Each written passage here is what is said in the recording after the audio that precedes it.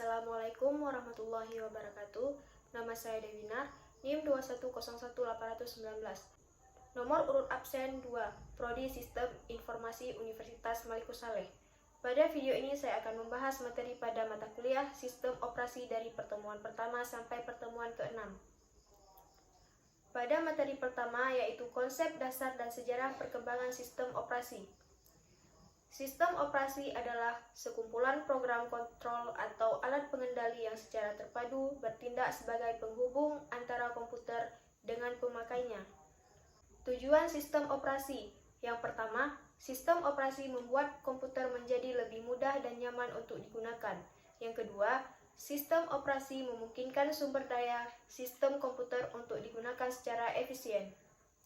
Dan yang ketiga, sistem operasi harus disusun sedemikian rupa sehingga memungkinkan pengembangan yang efektif, pengujian, dan penerapan fungsi baru tanpa mengganggu layanan yang sudah ada.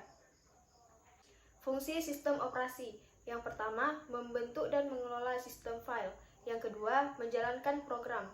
Yang ketiga, mengatur penggunaan alat-alat yang berhubungan dengan komputer. Berikut contoh sistem operasi.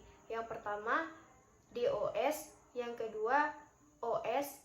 Yang ketiga, Macintosh. Yang keempat, Windows, Linux, dan lain-lain. Generasi sistem operasi.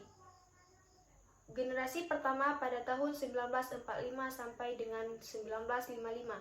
Generasi tanpa sistem operasi. Komponen utama tabung hampa, operasi SCN manual, melalui board hanya bisa menghitung, tambah, kurang, dan kali. Generasi kedua pada tahun 1955 sampai dengan tahun 1965, berbentuk tumpukan. Komponen utama transistor, input memakai punch card. Sistem operasi pertama Multics. Generasi ketiga pada tahun 1965 sampai 1980 dengan ciri-ciri: A. Multiprogramming. Satu komputer mengerjakan banyak program yang ada dalam memori utama. Yang kedua, kemandirian alat, yaitu masing-masing alat memiliki device drive sendiri-sendiri. Contohnya printer. Ketiga, berbagi waktu atau time sharing, menjalankan banyak proses dalam satu waktu. Yang keempat, spooling, mampu menerima proses meskipun belum dikerjakan dan bertindak sebagai buffer. Komponen utama IC. Dan generasi keempat, yaitu sistem tujuan umum, general purpose, dan multimodus. Pertama, real-time application. Yang kedua, network operating system. Yang ketiga, distributed operating system. Yang keempat, mesin semu. Yang kelima, distribusi data. Aplikasi komputer seperti spreadsheet, word processor, database, atau grafis berkembang pesat. Mikroprosesor berbasis RISC atau PC mulai diperkenalkan. Kelas sistem operasi. Kelas pertama, pemakai tunggal. Kelas kedua, operasi berbentuk tumpukan. Kelas ketiga, operasi olahan segera atau real time. Yang keempat, operasi multiproses. Yang kelima, operasi berbagi waktu dan multiprogramming. Yang keenam, operasi tersebar. Adapun faktor sistem operasi. Yang pertama, faktor prosesor single. Yang kedua, faktor pemakai single user. Yang ketiga, faktor waktu kerja offline. Yang keempat, faktor modus pekerjaan batch. Yang kelima, faktor gabungan faktor. Selanjutnya pada pertemuan kedua, skema dasar sistem komputer dan perangkat lunak. Yang pertama, perangkat keras atau hardware adalah komponen fisik komputer yang terdiri dari rangkaian elektronika dan peralatan mekanis lainnya.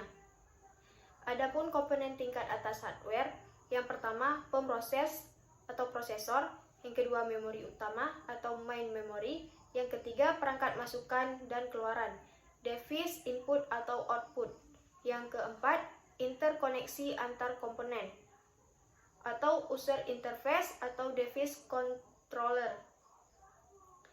Sumber daya perangkat keras. Yang pertama, pemroses atau prosesor berfungsi melakukan pengolahan data pengendalian operasi komputer. Alat pemroses terdiri dari motherboard, power supply, CPU atau prosesor, memori atau RAM, hard disk, VGA, dan sound card. Register. Register merupakan memori pada bagian komputer atau mikroprosesor yang berkapasitas kecil namun memiliki kecepatan baca yang sangat tinggi.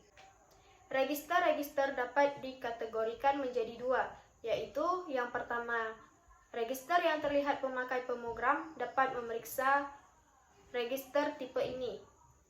Register data untuk menampung nilai, register alamat untuk keperluan pengalamatan. Contoh, index register, segment pointer register, dan stack pointer register.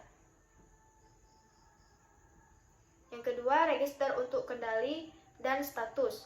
Register ini mengendalikan operasi pemroses, terdiri dari register untuk alamat dan buffer, register untuk eksekusi instruksi, register untuk informasi status, yang berisi seek, zero, carry, equal, overflow, interrupt, enable, disable, supervisor. Sumber perangkat keras, yaitu memori. Memori berfungsi sebagai tempat menyimpan data dan program. Terdapat beberapa tipe memori. Yang pertama, register. Yang kedua, memory cache atau cache memory. Yang ketiga, memori kerja atau main memory. Yang keempat, disk magnetik atau magnetic disk. Yang kelima, disk optik atau optical disk. Dan yang keenam, tape magnetik. Adapun perangkat masukan atau keluaran. Yang pertama, komponen mekanik, yaitu perangkat itu sendiri. Yang kedua, komponen elektronik, yaitu pengendali perangkat berupa chip control. Pengendalian perangkat, device adapter. Terdapat dua macam pengendalian alat. Yang pertama, penggerak alat atau device control. Yang kedua, pekerja alat atau device drive. Adapun struktur I/O. Yang pertama, I/O interrupt. Yang kedua, struktur DMA. DMA dibagi menjadi third party DMA dan first party DMA. Interkoneksi antar komponen. Interkoneksi antar komponen disebut jalur bus yang terdapat pada mainboard. Bus terdiri dari tiga macam. Yang pertama, bus alamat atau address bus, satu arah. Yang kedua, bus data atau data bus, dua arah. Yang ketiga, bus kendali atau control bus, dua arah. Mekanisme pembacaan. Untuk membaca data suatu alokasi memori, CPU mengirim alamat memori yang dikehendaki melalui bus alamat, kemudian mengirim sinyal memory read pada bus kendali. Sinyal memory read memerintahkan ke perangkat memori untuk mengeluarkan data pada lokasi tersebut ke bus data agar dibaca CPU. Tingkatan konsep komputer terdiri dari pertama, diagram blok tertinggi, kedua, arsitektur, ketiga, transfer register, keempat, rangkaian saklar, kelima, elektronika terendah. Penjelasan dari tingkatan paling rendah. Yang pertama, tingkat konsep elektronika, yaitu bentuk komputer terdiri atas sejumlah rangkaian komponen elektronika ditambah dengan komponen mekanika, magnetika, dan optika. Yang kedua, tingkat konsep rangkaian saklar. Sudah dapat terlihat rangkaian elektronika yang sesungguhnya yang membentuk banyak saklar yang tersusun secara paralel dan membentuk sekelompok saklar terhubung dan terputus. Yang ketiga, tingkat konsep transfer register. Berbagai kelompok saklar di dalam komputer membentuk sejumlah register. Logika, aritmatika, akumulator, indeks, address, register, dan lain-lain. Yang keempat, tingkat konsep arsitektur. Sejumlah register tersusun dalam suatu arsitektur tertentu. Prosesor, memori, dan satuan komponen lain terhubung melalui galur atau bus penghubung. Yang kelima, tingkat konsep diagram blok. Arsitektur komputer atau sistem komputer dapat dipetak-petakan ke dalam sejumlah blok, masukan, blok satuan, prosesor pusat, memori, dan lain-lain. Adapun kerja komputer pada tingkat konsep. Antara lain, yang pertama, tingkat konsep diagram blok berlangsung sebagai lalu lintas informasi di dalam dan di antara blok pada sistem komputer. Yang kedua, tingkat transfer register. Kerja komputer berlangsung melalui pemindahan rincian informasi di antara register. Yang ketiga, tingkat konsep saklar. Kerja komputer berlangsung dalam bentuk terputus dan terhubungnya berbagai saklar elektronika di dalam sistem komputer. Adapun perangkat lunak, software, merupakan komponen non-fisik berupa kumpulan program beserta struktur datanya. Program adalah sekumpulan instruksi yang disusun sedemikian rupa untuk dapat menyelesaikan masalah-masalah tertentu sesuai dengan kebutuhan. Siklus instruksi. Untuk memproses instruksi dilakukan melalui 2 tahap. Yang pertama, mengambil instruksi. Yang kedua, mengeksekusi instruksi. Interrupt, suatu sinyal dari peralatan luar atau permintaan dari program. Penyebab terjadinya interrupt biasanya karena kegagalan hardware. Trap, software generate interrupt yang disebabkan oleh kegagalan atau karena permintaan user. Selanjutnya, pertemuan ketiga, yaitu manajemen file. Manajemen file adalah sebuah metode dan struktur data yang digunakan oleh sistem operasi pada komputer untuk mengatur dan mengorganisir file yang ada pada disk atau partisi disk.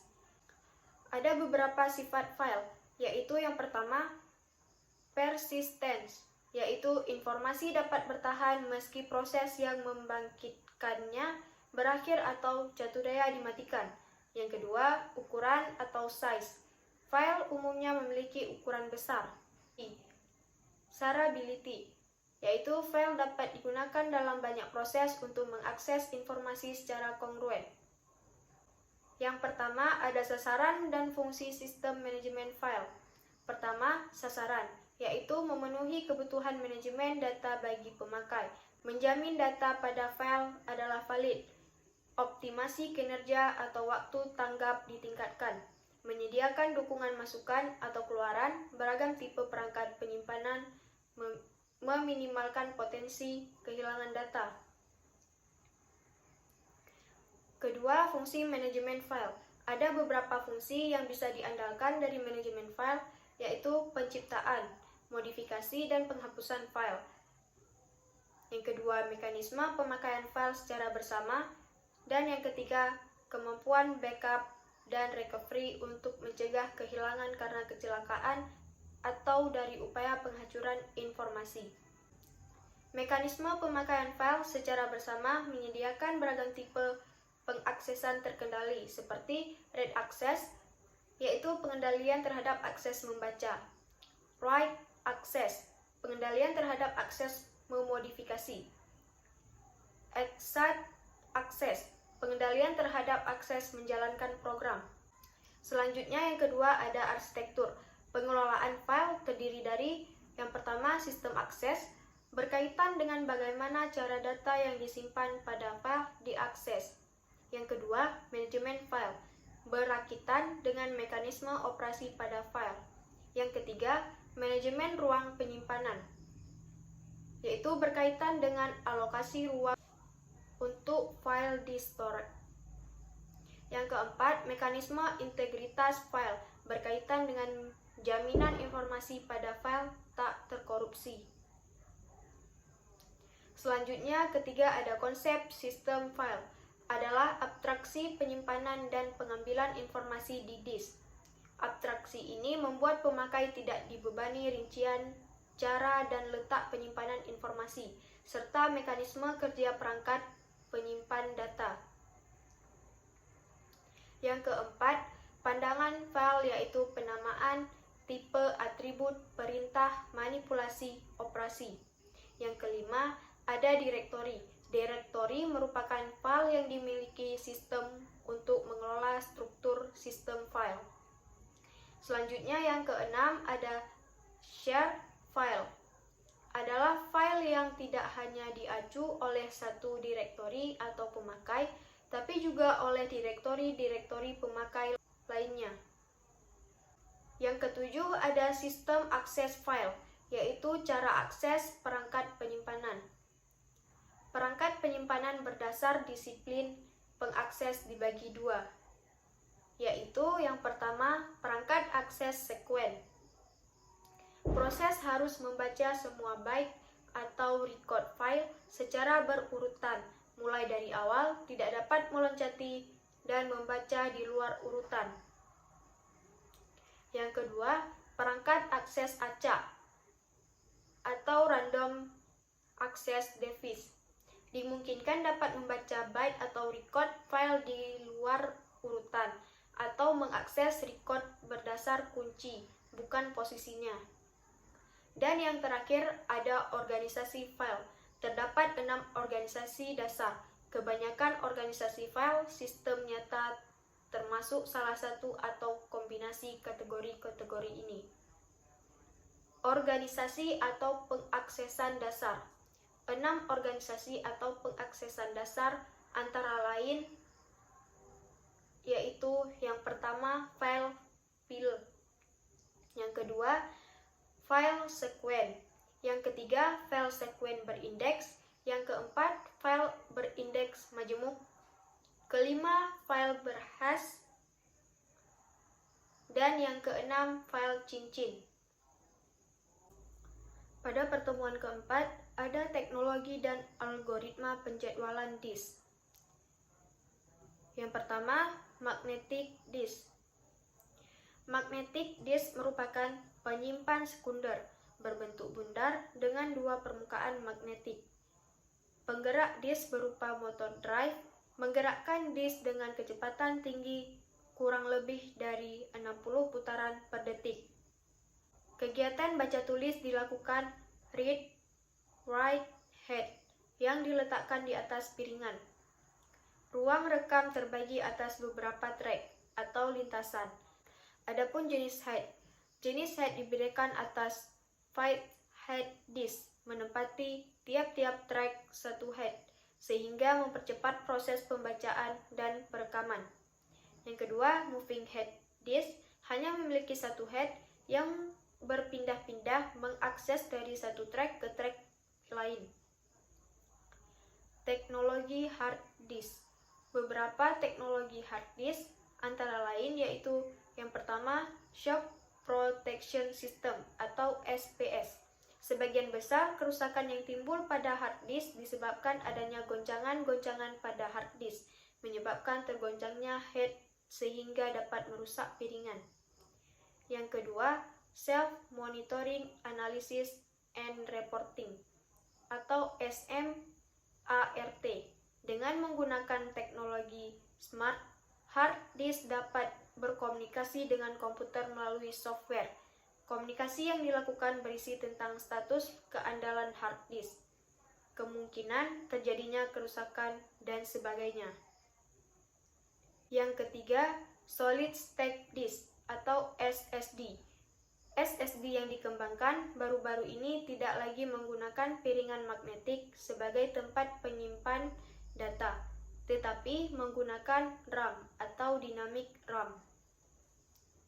Yang keempat, magnetor resistive atau MR. Saat ini, head hard disk yang digunakan dikenal dengan nama inductive head. head induktif yang berfungsi untuk read write sekaligus diganti dengan magnetor resistif atau MR.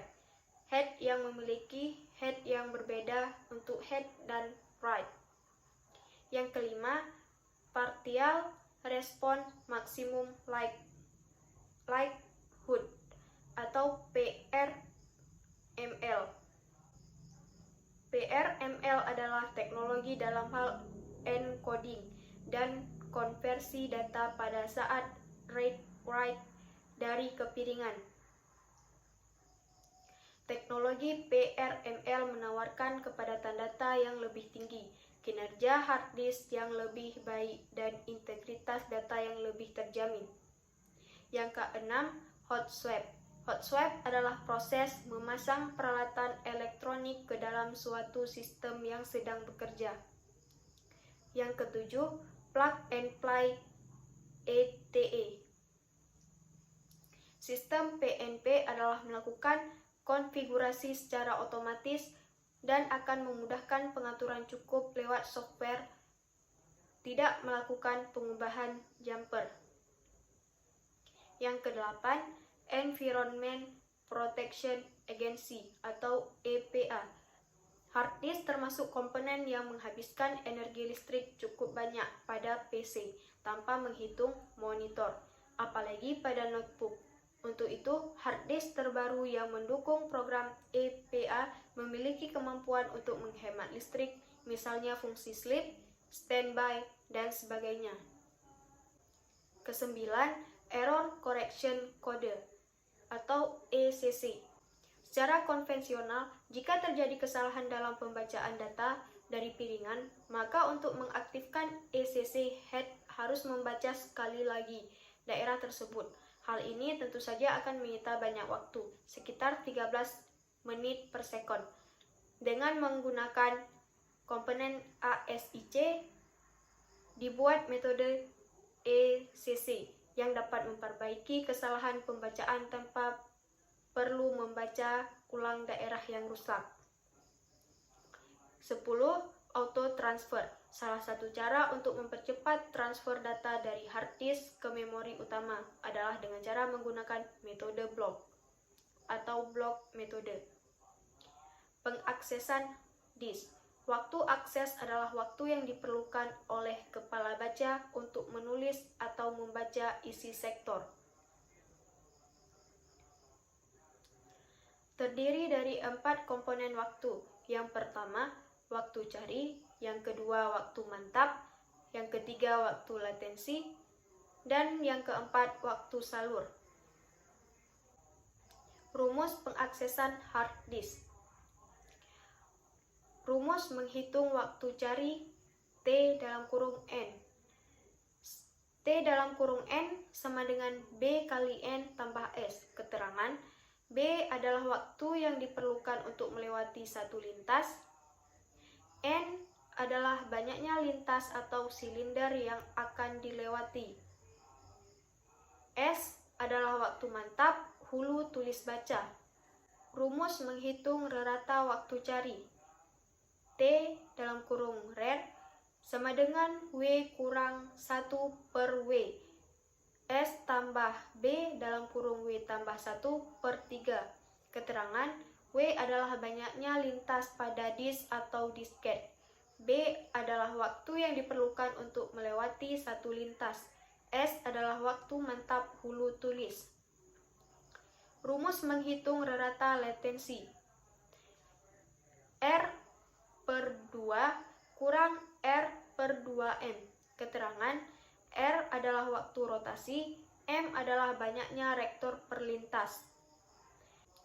Di dalam waktu salur, terdapat 2 waktu, yaitu waktu membaca dalam kurung R per M dan waktu tulis R. Rata waktu inquiry R dalam kurung M tambah 1 per 2M. Rata waktu pemutakhiran sama dengan R 3M tambah 1 per 2M. Pengaksesan lintas disk pada sistem multitaolah. Terdapat 7 algoritma pengaksesan disk. Yang pertama, Algoritma pertama tiba pertama dilayani atau PTPD. Proses pengaksesan akan dimulai secara berurutan sesuai dengan urutan tiba atau kedudukan antrian. Yang kedua, algoritma pickup. Pada algoritma ini, hulu tulis baca akan membaca atau menuju ke track yang terdapat pada urutan awal antrian sambil mengakses track yang dilalui. Yang ketiga, algoritma waktu cari terpendek dipertamakan atau WCTP. Proses dilaksanakan terhadap track yang terdekat dengan hulu baca tulis di atas bawah. Yang keempat, algoritma loop. Pada algoritma ini, hulu tulis baca akan bergerak naik seperti pergerakan lift menuju antrian trek terbesar pada disk sambil mengakses antrian trek yang dilalui. Kemudian, turun menuju antrian trek yang terkecil sambil mengakses trek yang dilalui, dan trek yang telah diakses tidak diakses lagi. Yang kelima, algoritma circular loop. Pada algoritma ini, hulu tulis baca akan bergerak naik seperti pergerakan lift menuju antrian trek terbesar pada disk sambil mengakses antrian trek yang dilalui. Kemudian turun menuju antrian trek yang terkecil tetapi tidak mengakses trek yang dilalui. Baru pada saat naik akan mengakses trek yang belum diakses. Yang keenam, algoritma scan. Pada algoritma, hulu tulis baca akan bergerak naik seperti pergerakan lift menuju trek terbesar pada disk sambil mengakses antrian trek yang dilalui. Kemudian, turun menuju trek terkecil, dan trek yang sudah diakses tidak diakses lagi. Yang ketujuh, algoritma circular scan. Pada algoritma ini, hulu tulis baca akan bergerak naik seperti pergerakan lift menuju trek terkecil sambil mengakses antrian trek yang dilalui. Kemudian, turun menuju trek terkecil tetapi tidak mengakses trek yang dilalui. Baru pada saat naik akan mengakses trek yang belum diakses. Adapun pertemuan kelima yaitu proses dan penjadwalan proses. Penjadwalan merupakan kumpulan kebijaksanaan dan mekanisme di sistem operasi yang berkaitan dengan urutan kerja yang dilakukan sistem komputer. Tujuan penjadwalan yang pertama, supaya semua pekerjaan memperoleh pelayanan yang adil. Yang kedua, supaya pemakaian prosesor dapat dimaksimumkan. Yang ketiga, supaya waktu tanggap dapat diminimumkan berupa waktu tanggap nyata dan waktu tanggap maya. Yang keempat, supaya pemakaian sumber daya seimbang. Yang kelima, turnaround time, waktu sejak program masuk ke sistem sampai proses selesai. Yang keenam, efisien, proses tetap dalam keadaan sibuk, tidak menganggur. Supaya terobosan dapat dimaksimumkan. Tipe-tipe penjadwalan. Yang pertama, penjadwalan jangka pendek, yaitu dijalankan setiap terjadi pengalihan proses untuk memilih proses berikutnya yang harus dijalankan. Penjadwalan jangka menengah, proses status ready, running, waiting, ready. Penjadwalan jangka panjang, yaitu penjadwal bekerja terhadap antrian batch dan memiliki batch berikutnya yang harus dieksekusi. Penjadwalan proses. Ada 3 istilah pada penjadwalan proses. Yang pertama, antrian, sejumlah proses yang menunggu menggunakan prosesor dan akan diproses sesuai dengan urutan antrian. Yang kedua, prioritas, mendahului pada antrian proses. Kalau proses itu berada di bagian belakang antrian, maka dengan pemberian prioritas, proses itu langsung berada di bagian paling depan pada antrian itu sambil menunggu sampai kerja prosesor selesai. Yang ketiga, preempsi, mendahului pada antrian proses. Kalau proses itu berada di bagian belakang antrian, maka dengan pemberian preempsi, proses itu langsung berada di bagian paling depan pada antrian itu, bahkan akan memberhentikan kerja prosesor untuk mengerjakan proses yang preempsi tersebut. Perhitungan pada kerja prosesor. Lama prosesor, lambangnya adalah T, adalah lama waktu yang diperlukan untuk mengolah proses itu di dalam prosesor. Lama tanggap, lambangnya T besar, adalah waktu yang diperlukan untuk proses sejak mulai sampai selesai diolah oleh prosesor. Terdapat dua macam lama tanggap. Yang pertama, turnaround time, memperhitungkan lama waktu yang digunakan sebuah proses hingga keluaran. Yang kedua, response time, yaitu tidak memperhitungkan lama waktu yang digunakan. Adapun teknik penjadwalan prosesor. Kategori penjadwalan prosesor: tanpa prioritas tanpa preempsi, yang kedua dengan prioritas tanpa preempsi, yang ketiga tanpa prioritas dengan preempsi, yang keempat dengan prioritas dengan preempsi. Teknik penjadwalan prosesor: yang pertama penjadwalan satu tingkat, yang kedua penjadwalan multi tingkat. Adapun rumus penjadwalan: yang pertama, jika terdapat N besar proses serentak serta setiap proses memiliki lama tanggap sebesar T besar, maka lama tanggap T besar R kecil adalah sama dengan jumlah TI per N. Waktu sia-sia T besar kurang T kecil, waktu yang terbuang dalam antrian atau selama terkena preempsi. Rasio tanggap, perbandingan di antara lama proses terhadap lama tanggap. Rasio penalti, perbandingan antara lama tanggap terhadap lama proses. RT sama dengan T kecil per T besar dan RP sama dengan T besar per T kecil. Algoritma penjadwalan pertama tiba, pertama dilayani atau PTPD. Penjadwalan tanpa prioritas tanpa preempsi, proses yang telah lebih dulu akan dilayani lebih dahulu, dan jika tiba dalam waktu bersamaan akan dilayani sesuai urutan antrian. Algoritma penjadwalan proses terpendek dipertamakan atau PTD. Penjadwalan dengan prioritas tanpa preempsi terdapat dua langkah.